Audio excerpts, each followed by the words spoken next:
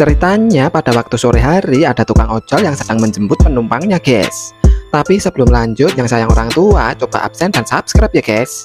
Penumpangnya pun meminta untuk melewati jalan tikus karena lebih cepat.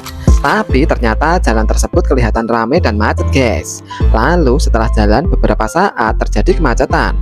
Kemacetan tersebut terjadi karena ada kecelakaan guys. Dan penumpangnya pun berkata bahwa di jalan ini memang sering terjadi kecelakaan, dan menyarankan tukang ojol tersebut agar selalu berhati-hati agar melewati jalan ini. Kemudian ada korban kecelakaan yang ingin dibawa oleh ambulan. Namun saat sedang dibawa, penumpang tersebut heran karena ada satu korban yang dibiarkan begitu saja dalam keadaan berdarah-darah. Tapi tukang ojol tersebut tidak melihatnya guys. Kemudian lanjut part 2. Part 2. Di sini tukang ojol tersebut pun heran dan terus bertanya-tanya apa yang tadi dilihat oleh penumpangnya. Akan tetapi penumpangnya menyuruh untuk tidak menghiraukannya. Hari pun mulai semakin gelap dan akhirnya mereka pun telah sampai di lokasi. Namun sesampainya di lokasi, penumpangnya tidak ada guys. Kemudian datanglah seorang perempuan dan bertanya kepada tukang ojol yang sedang kebingungan tersebut. Lalu tukang ojol tersebut pun menjelaskan bahwa dia baru saja mengantar penumpang. Tapi saat sudah sampai tujuan, penumpangnya tersebut tidak ada. Lalu perempuan tersebut menanyakan nama penumpang tersebut, dan diketahui namanya adalah Joko Susanto. Joko Susanto adalah suami dari perempuan tersebut yang telah meninggal seminggu yang lalu guys. Lalu tukang ojol tersebut pun kaget mendengarnya. Perempuan itu pun menjelaskan bahwa ini adalah orang ketiga yang mengantar suaminya. Lalu perempuan itu bercerita bahwa suaminya kecelakaan saat diantar oleh tukang ojol. Tapi tukang ojol itu selamat dan suaminya tewas di tempat tertabrak oleh truk guys. Ih, serem juga ya. Yang pernah ngalamin kejadian seperti ini komen ya guys. Ceritanya di sini ada seorang tukang makeup artis guys. Dan pada saat sedang mendandani kliennya, dia tiba-tiba mendapat telepon bahwa dia mendapat job baru. Tapi kali ini jobnya berbeda guys. Dia mendapatkan job disuruh untuk merias seorang yang telah meninggal. Dan firasat wanita ini udah gak enak banget. Akan tetapi dia tetap ambil jobnya itu. Kemudian akhirnya dia berangkat. Setelah sampai, dia pun mulai merias selama kurang lebih 1 jam dengan perasaan cemas. Namun ketika pekerjaannya selesai, dia pun langsung buru-buru untuk pulang karena udah takut banget. Dan saat sampai di rumah, dia pun kaget. Tiba-tiba dia melihat perempuan yang dirias tadi dan sedang menyisiri kepalanya guys. Waduh, kok serem gini ya. Yang punya pengalaman seperti ini coba komen ya guys. Coba siapa di sini yang suka badut? Ceritanya di sini ada badut yang sangat misterius. Dan malam itu ada seorang anak kecil yang senang sekali diajak jalan-jalan oleh orang tuanya ke pasar malam. Dia senang sekali karena dia akan bertemu dengan badut. Akan tetapi tiba-tiba badut itu menghilang.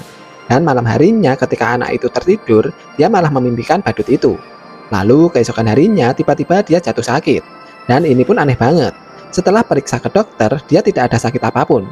Dan dokternya pun mengatakan kalau dia sehat. Di sini orang tuanya pun bingung. Lalu akhirnya dia mengikuti saran tetangganya untuk berobat ke pengobatan tradisional. Dan kemudian dia menjadi jauh lebih baik. Akan tetapi nggak berhenti sampai di situ guys. Dan kemudian malam harinya dia ditampakin sesosok badut yang gelantungan di pohon depan kamarnya guys. Ih, kok serem ya. Diceritakan ada sebuah jalan di Jalan Babakan Siliwangi, Kota Bandung guys. Yang katanya di sini ada hantu anak kecil yang sedang membawa boneka. Jadi di sini ada seorang pria yang sedang melewati jalanan itu. Dan dia tiba-tiba bertemu dengan sosok anak kecil beserta boneka di jalanan tersebut. Katanya anak kecil itu sering bergentayangan di sekitaran sana guys. Dan ternyata anak kecil itu adalah korban tabrak lari pada tahun 1982. Dan sejak saat itu jalanan itu pun sepi. Dan terkadang ada anak kecil dengan wajah hancur bergelantungan di sana guys. Waduh, serem juga ya. Coba yang dari daerah tersebut komen ya guys. Apa benar cerita itu atau hanya mitos saja? Ceritanya ada segerombolan pemuda yang sedang asik berkumpul. Padahal lagi pandemi dan kita semua disuruh jaga jarak. Tapi pemuda ini malah kumpul dan tidak mempedulikan hal itu. Lalu tiba-tiba ada sosok pocong di belakang mereka. Mereka pun langsung kabur ketakutan. Ternyata kedua pocong yang menakut-nakuti itu adalah manusia, yaitu teman mereka sendiri guys. Mereka sengaja berpakaian seperti itu demi menertibkan warganya agar tidak berkumpul-kumpul. Dan kemudian tiba-tiba datang makhluk pocong lagi yang mereka sangka itu adalah bagian dari mereka, alias temannya. Mereka nggak sadar kalau itu adalah pocong beneran guys. Pocong tersebut diam aja, nggak bersuara. Lalu mereka pun memulai aksinya menakut-nakuti warganya. Dan setelah selesai, akhirnya mereka pulang. Kemudian keesokan harinya mereka mulai aksinya lagi. Dan tiba-tiba temannya datang tanpa kostum dan dia meminta maaf bahwa kemarin dia tidak bisa ikut untuk menyamar karena istrinya lagi sakit. Kedua temannya pun kaget, berarti yang kemarin jadi pocong itu siapa? Waduh, niat ngerjain orang malah dikerjain balik sama pocong beneran guys. Inilah akibat berkenalan lewat jalur online guys.